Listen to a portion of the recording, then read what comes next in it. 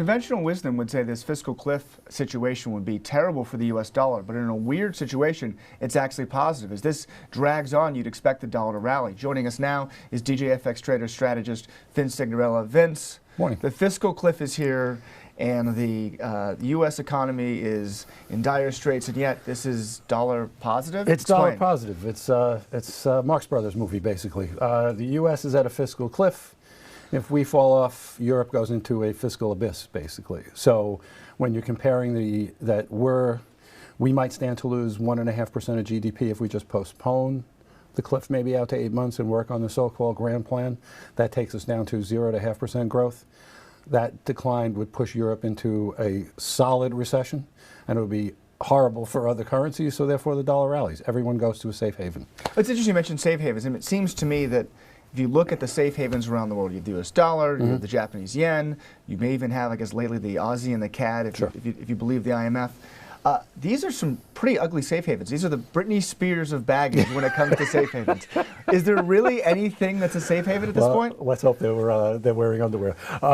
There really is not a safe haven. When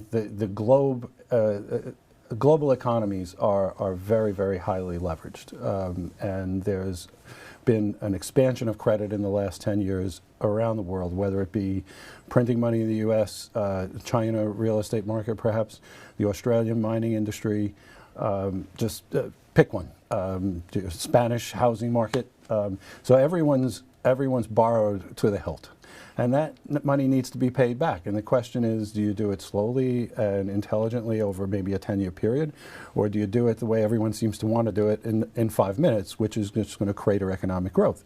So safe haven, to me, I like Canada. It's kind of like the Swiss franc of North America. Their budget dynamics are a little better than everyone else, but is there a real safe haven? No, not really.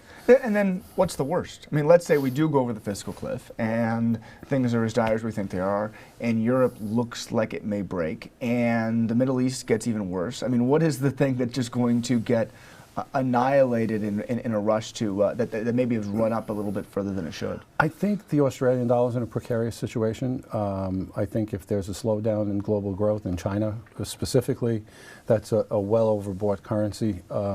The positive is the RBA has room to lower rates substantially versus what other central banks have, but that lowering of rates will remove what positive the currency had, which was the carry trade interest differential. So Aussie's got a long way to go. Terrific. Well, that was Vince Signorella. Please make sure to read more of Vince's work on DJFX Trader and WSJ.com.